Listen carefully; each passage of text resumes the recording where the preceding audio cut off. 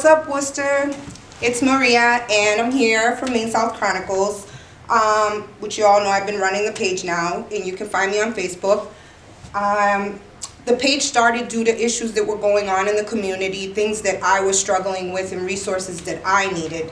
I didn't think that the page would get as much views and people actually getting involved.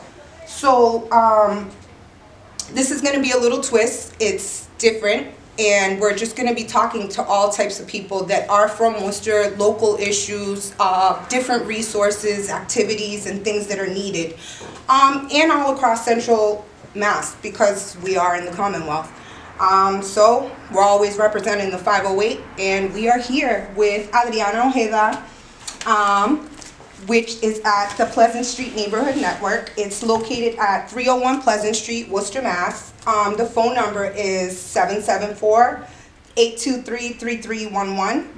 Hi, Adi. Hi, Maria. Yeah. Thank you so much for having me. I'm so excited to be here. For folks who don't know, my name is Adriana Ojeda Jocelyn.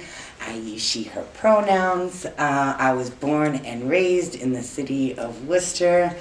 I have been doing work in the community now for over 30 years. I want to say, wow, if we're going to go that far, Maria, and you want to show my age. Well, we've known each other that long, I mean, might as well just... Yeah, I guess I could really say that. It's definitely been over 20 years that I have been helping the Worcester community with everything from food, clothing, shelter, immigration, to reproductive health. Yes. And now I find myself here as the lead organizer and the executive director of the Pleasant Street Neighborhood Network Center. Yay. I'm so proud of you. Thank you. I'm proud of me too. This is a bit of a change from the work that I have been doing in the realm of being a community health educator, where my role is really to connect with the community, bring them information that's useful, information that speaks to them and where they are, which I think we hear a lot, but it's a lot more important. You know, people can have information and hand it to them, but it was given by a trusted source. Can I believe in this information? And so when you do community health work, it's really based around the idea that knowing your community is knowing how to better communicate and give information. I agree. And so what looks a little bit different than going into advocacy. And this is where I really get to, I could say, like, flex my muscles when it comes to continuing the work of listening to the residents. So this organization is really rooted in taking the time to listen to the residents, finding out what their needs and issues are, and bringing them to the forefront of how those things can be solved. This organization is currently under a bit of reconstruction, a lot like a lot of the organizations during COVID. Unfortunately, we took a big hit. A lot of them struggled. A lot of, especially these kind of grassroots organizations. They were the lead hands-on go-to for a lot of our people in our community that struggle with a lot of these issues that a lot of people aren't really used to or can't even understand. It's one thing to be able to say it and say that you have these resources, but to actually go through it, live through it, wake up with it. What are you going to do next? And all these places were closed down. It's been rough. Yes. And that's kind of why I started all of this, because I wanted people to see this is real life, you know, inside the depths of the city, the ghetto, as they say. But these are our people, and regardless, like you said earlier, you know, we stayed here. A lot of our friends did not. So I guess my question to you is, how does it feel being back in your old neighborhood, our old neighborhood? How does that feel that you're giving back in such a positive way? I feel fortunate. I really do. I do come from a different background than, and I say that with pride, right? I have a different academic background than most. I learned from the school of hard knocks, as some might say. But I took all my lessons, I took my teachings and my learnings, and I continue to utilize them.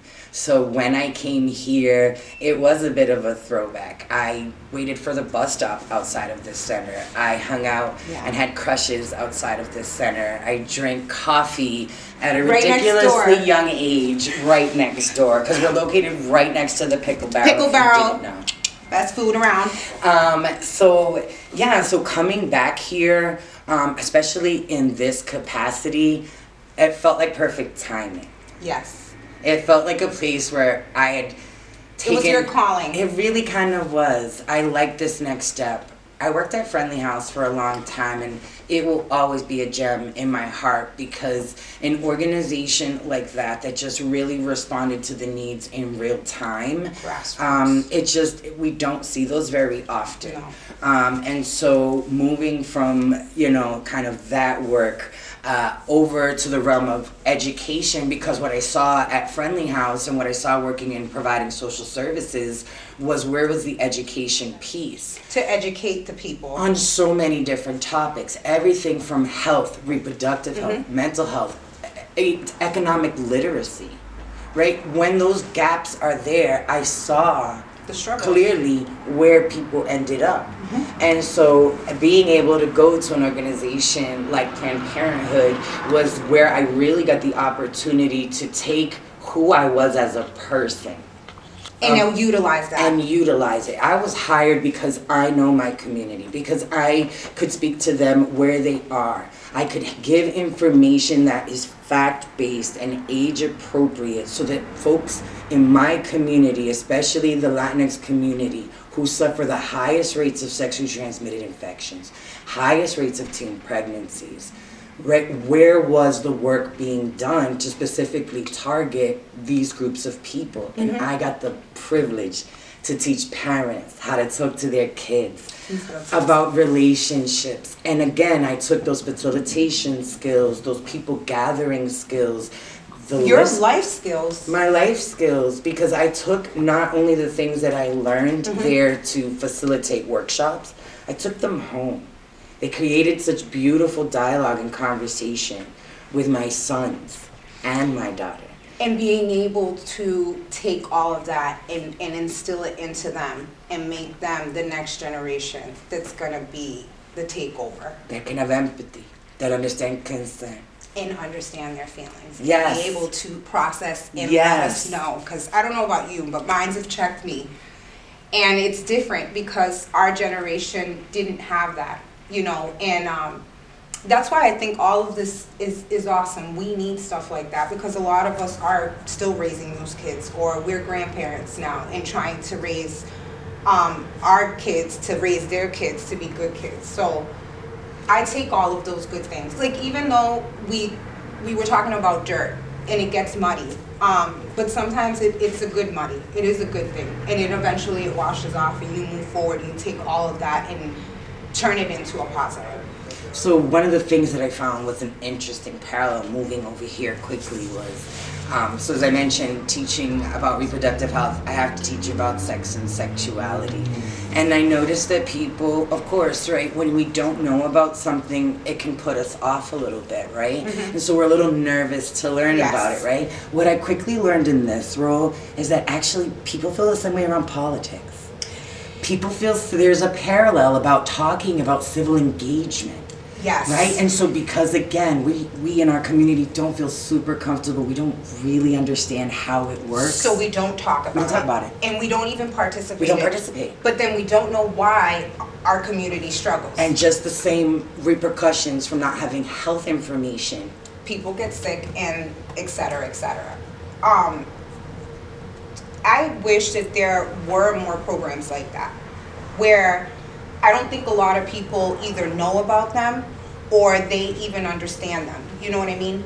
Or where to go for them. But we're going to take a quick break. Guys, we're taking a quick break and we'll be back. See you soon.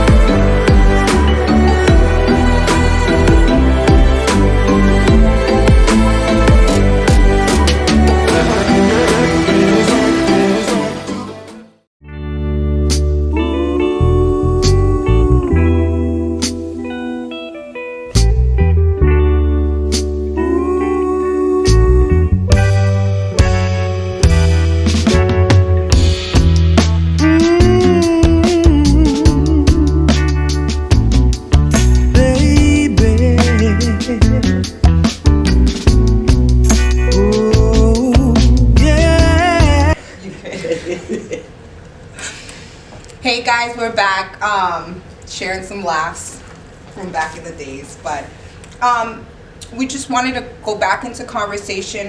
Been talking with Adriana over at the Pleasant Street Neighborhood Network. Guys, check her out, see whatever she needs, help her out. We were talking before we cut to break in regards to politics, and prior to that we were talking about how our generation had stayed. And I hate going back to that, but I think sometimes we have to go back to our past to be able to make any type of positive change for the future. So clearly we've known each other for quite some time. We go back, but we've have a lot of mutual friends, yes, or people that we've known who are no longer here with us. And whether they passed away from a drug overdose or they were gunned down by gun violence. A lot of people have also just moved out of the city. When we think about all those things and we talk about all the gun violence, we talk about the need in the community, I also see that those that are supposed to represent us in the community, I don't feel that they do enough for the certain needs in the community. Worcester is huge, the second largest city in the Massachusetts. You know, there was talk at City Hall regarding putting municipal departments in different parts of the city. There was pushback from different sides. Everyone kind of had their own opinions on it. But I feel like City Hall can sometimes be a little political, which it's not supposed to be. Why do you find that in our community, in the Black and Brown community, we talk about all these needs that we have? Why aren't we as involved in politics? Why do we not like talking about it? And I guess my main question, yes, I have notes. Why do you think there isn't as much participation in our communities? I'm sure that there are a lot of folks who could answer this question probably in a bunch of different ways. But we don't want that. We right. want the real nitty gritty. And I guess the safest way to say it, in my opinion, my perspective, of someone who has lived and worked here for a very long time, stigma's real. It's a thing, and I don't think we always attach it to things like politics or civil engagement. Again, for folks who may not know, stigma comes from fear, lack of information, judgmental attitudes, right? And so when folks struggle with these types of belief systems around processes like politics, right? They're like, well, someone else is going to be able to handle it. Someone else will do that for us. Someone else is, when it comes to politics, we as a community have not linked civic engagement to what someone called collective governance over our own resources. Exactly. I got to have an amazing conversation with a community member, Juji Diamondstone, and it was just very eye-opening in that when it comes to the work that needs to be done and that we hope to do here at Pleasant Street is first and always foremost is the building of the relationships, right? The working and visioning together. Yes, together. To your point, right? We have collective struggles. We have things that we go through together as a people. Yes. So together, if we are working and visioning together, building that relationship, learning who are the people who govern us, who are the people who make the decisions. Who are in charge of these offices, Exactly. or who are on boards. How did they get those jobs? And who are on those jobs? And who are on those jobs? And is there a term limit? And and how do I communicate with them? See, until we've created the relationship, we've done the work, we're beginning to creatively vision together for what we want in our neighborhoods, what we want in our backyards. Exactly. We can't invest. No. Just having someone walk up to a group of BIPOC folks and say, you should fill this out, you should come to this forum, with not knowing what we are going... Why am I going there for? For what? What win do I get? What do I get out of that? What do I get out of that? How does my life become any better? What lessens my struggle? Yes. And so the other piece of that, which I'm a huge advocate of, is always each one teach one. Yes. I didn't know anything about reproductive health before I got into that field, and I taught thousands of people. So you see, you impacted so many, and now they've impacted. And now they're teaching their children. Exactly. One more piece of information that they didn't have before. What is it? Teach a man to fish. My favorite, right? And he eats for the rest of his life. Even if we all try to give a piece of information, your story is not going to be the same as my story, but it's similar in some sense. Mm-hmm. And I feel like that's the part where I get a little disappointed in our people. Sorry, I have to put that out there. We are not something, we're going through stuff together, we'll be together, but at times we almost bash each other to get there. And I've noticed that. And that bothers me, because we are more. Our numbers are more, and we could be so much more. But it's things like that. People are not educated when it comes to politics, like who's in charge of what, to be able for you to better yourself, for your business to better itself. And if you are lucky and you get those programs, not everybody gets those. So how would you try to get people to get more engaged? Great question. It's definitely what we hope to continue to do, is to really take time to talk about the social reality. Mm-hmm. Even if it's ugly? Absolutely, because the social reality, to your point, is our collective struggles. Exactly. You're gonna have one because you're human and you're on this rolling rock with the rest of us. We're all burning on right? together. You can't see the repeated homelessness in your neighborhood and not feel impacted in some way, shape, or form. So touching on that subject, and you knew that this was going to happen eventually, Mm-hmm. the homelessness issue. Sure. I almost feel like your father, Mm-hmm. Francisco Ojeda, if you don't know, he had a huge part in that too. Judge Luis Perez, they all worked together many moons ago. Right. And we're still talking about it now. Right. And it's gotten worse now. Yes. Why? Why do you think, or what do you think that, what's the realistically, what are we not doing as a city that we're not moving forward? Sure. So the language around the social reality. Mm-hmm. Maybe some folks might not love to hear what I'm going to say. But all humans who reside in some way, shape, or form on the same street as I are my residents. They're my patrons. I serve the homeless community here the same way I serve the business residents. Mm-hmm. The same way I serve the people who live and pay rent in this neighborhood. Because every facet of our society is necessary.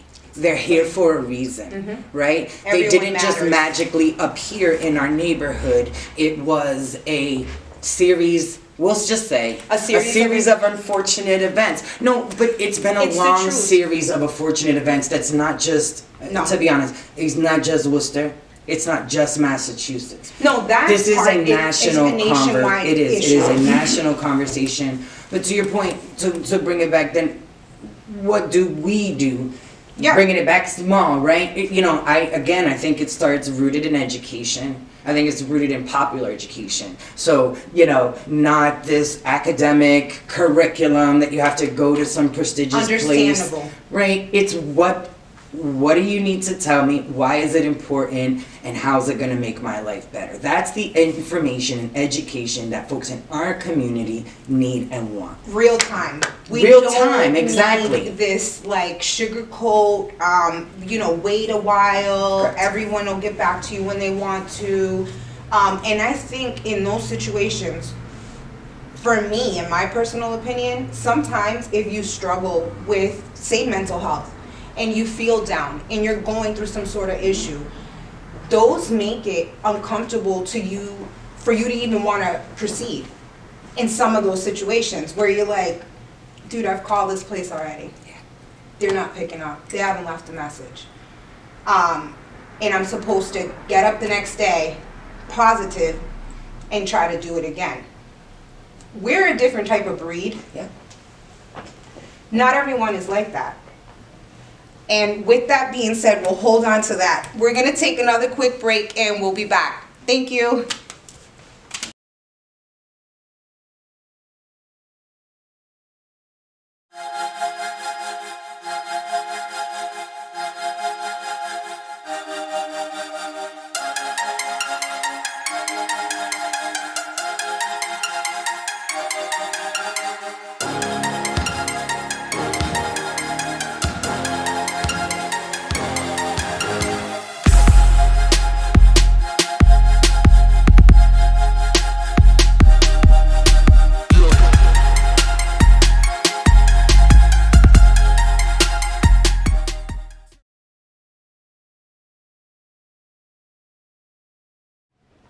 Hey guys, we're back. We're Adriana at the Pleasant Street Neighborhood Network. We're jumping all over the place. We have different topics that we're talking about. We were touching on the politic piece and how people can get engaged in that, and just I think education's key. More on that piece, and we'll be doing more stuff on those topics. I want to go back to the resources in the community and how they're presented for people that need them. As we were finishing up, we were talking about just the mental health part of it. And, if you're struggling through mental health, how are you able to get yourself to go get those resources? Get yourself to an AA, or get yourself an apartment, or people coming out of jail and they need an apartment, they need a place to live. Like, how do we make all those things easier?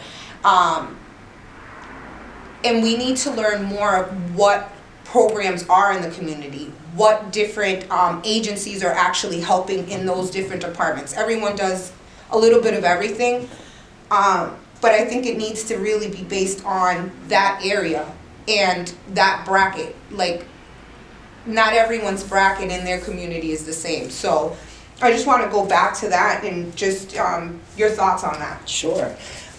So again, I have the fortune of taking the things that I learned about facilitating in a small space and kind of bring it out into the real world. And I recognize that when it comes to resources that any community or health and human services would want to provide, it, to your point, needs to be always educating themselves on their community and the things that emerge. So I think people might be hearing language about neurodiversity, knowing, Yeah. we can Google it.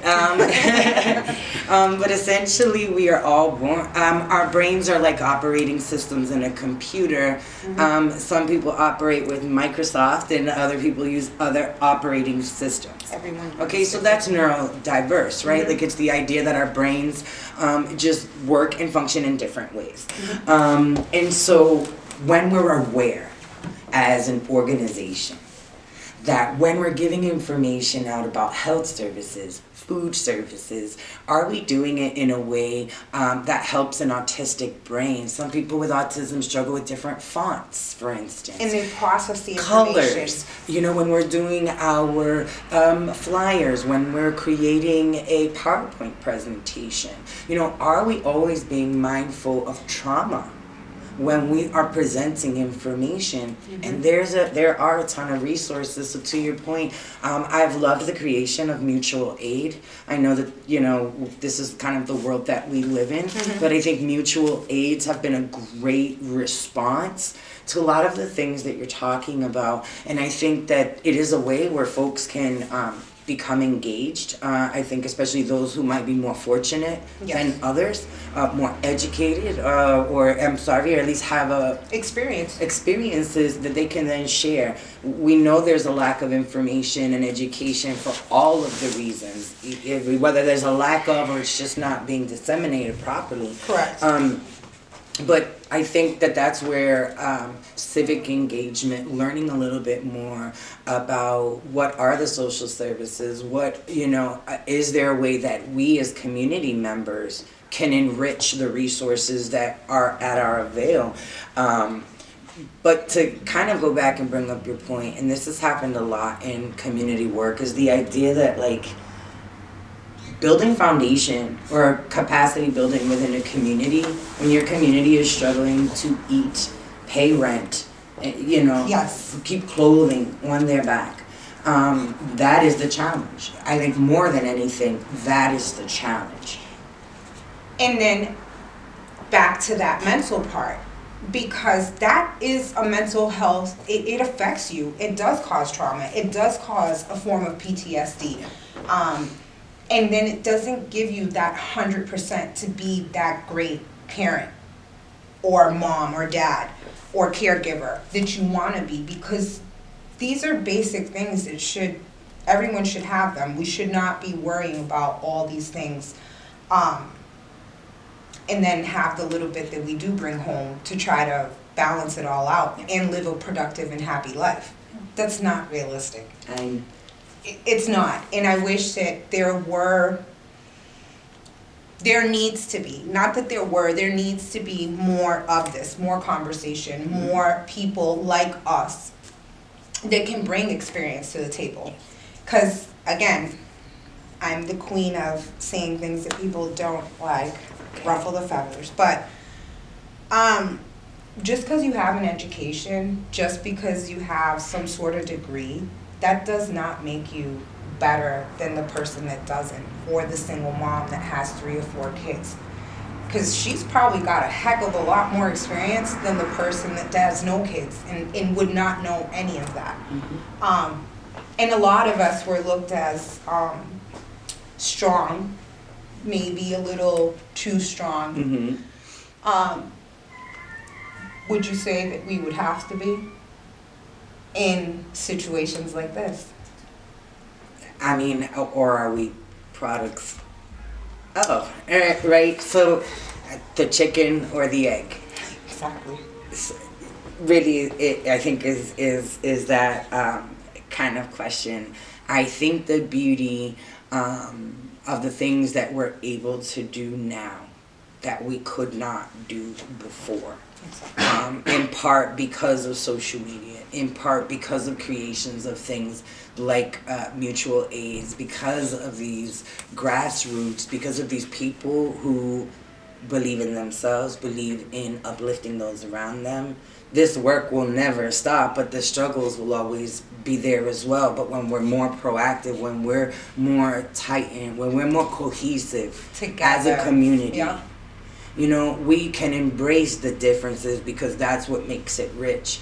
If we continue to think of our community like a plate of food, the more the spice, the better, right? We don't want, no one wants bland. Nobody wants bland. I don't like bland. No, not even on your salad, right? No, I need some type of spicy dressing. You need zest, you need flavor, you need contrast. Yes. Right? And I think that communities work in the same way.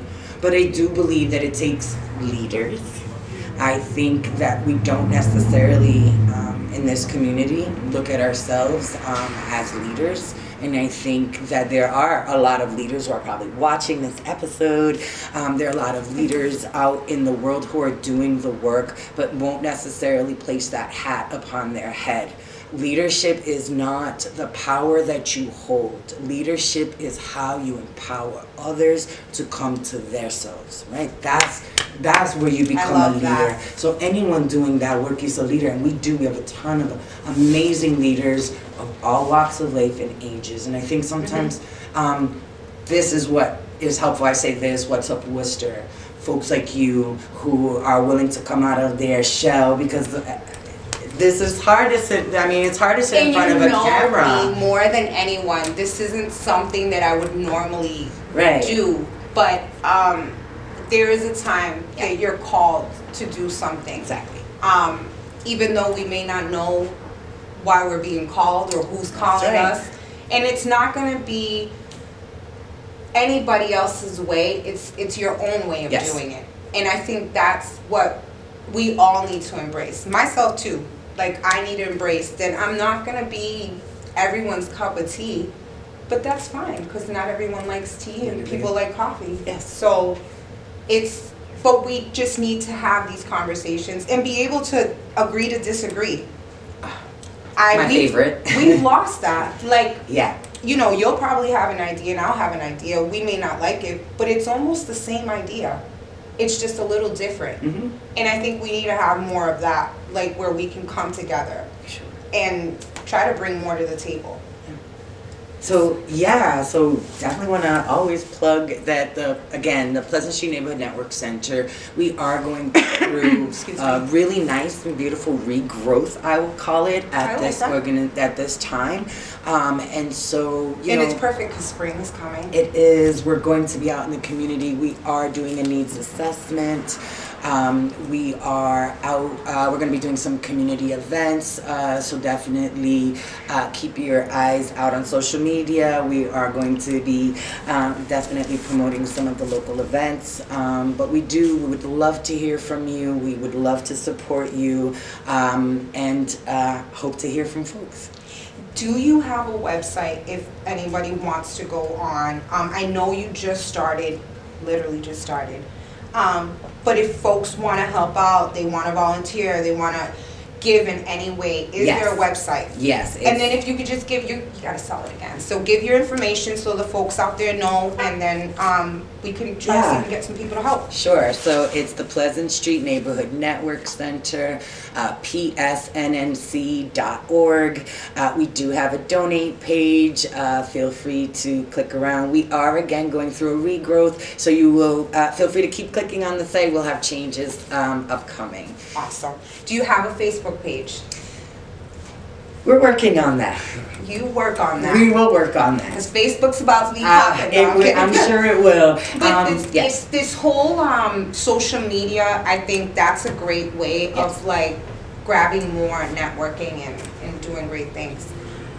Social media will be seeing me some more. Social media has seen me. We are going to get ready to wrap up. This is not our first little talk. So we will have this again. I'm so proud of you. I really am. This is so awesome. And I know all of the stuff that you have done in the past. So they don't know what they're getting. And I'm so, so proud of you. And this has been great. Guys, thank you so much. And we'll be doing this again. Maria from South Chronicles at What's Up Worcester.